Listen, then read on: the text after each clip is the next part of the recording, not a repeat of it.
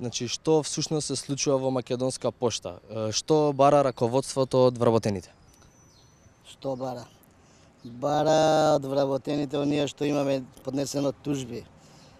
А тужбите се веќе во процес година и пол, па можда и две. Пошто првите тужби ги дадоа колегите од продужниците во Битола и во Прилеп.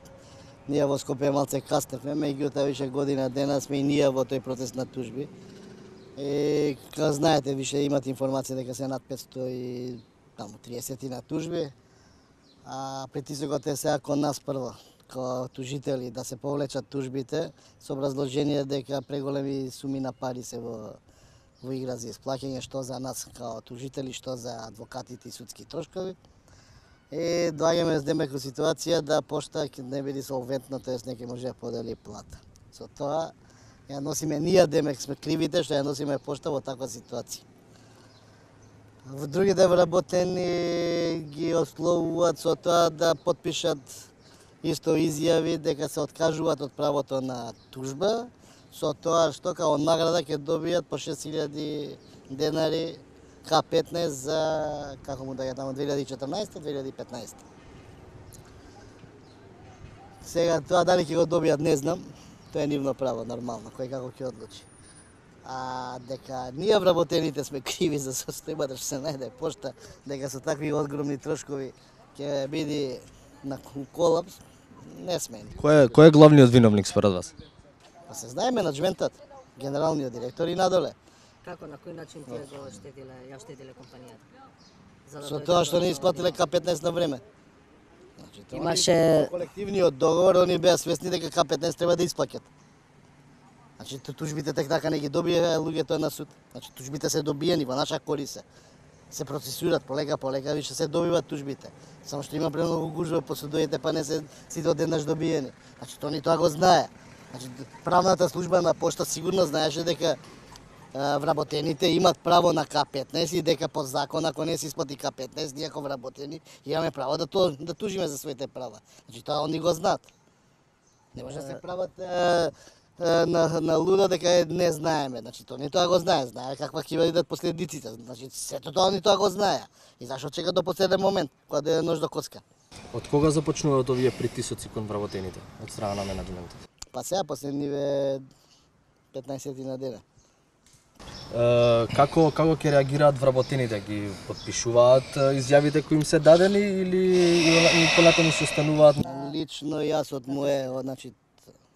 мои сознание, од подружницата јас кај што сум вработен, слушам поделени се и потпишуваат и не потпишуваат.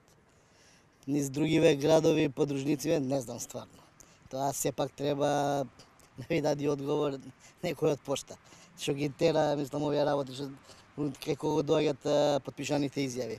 А иначе во пошта више се организира 2 дена поред изјавите за другите вработени, нотар донеле во пошта, пред нотар да се потпишат. Каква е улогата на синдикатите во целата ситуација? Застанаа ли позади вработените? Ништо.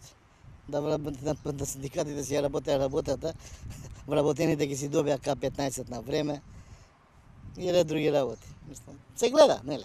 Мислам, нема што да правиме, што да го коментираме, да ја коментираме улогата на синдикат. Значи, синдикатот да си работеше својата работа, ова немаше да дојде до ова. Ќе побарате ли од раководството да си ги намалат платите поради ваквата финансиска ситуација? Па тоа пред се треба синдикатот тоа да го бара.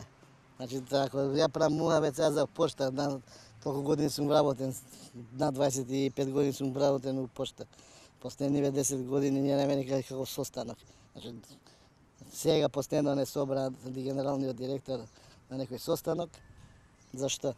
За да ни прикажува некои приказки, деме колку они биле успешни.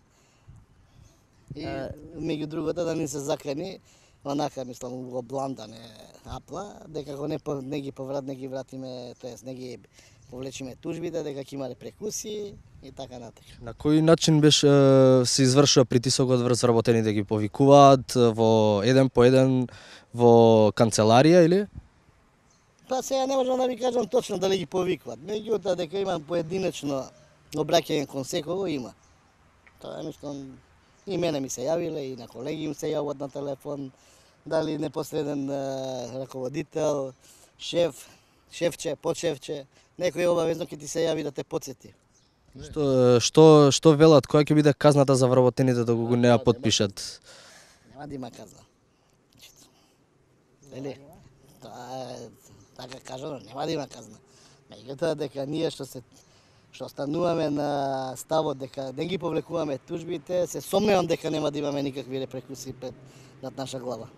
Се сомневам, лично се сомневам. Сега ќе видиме.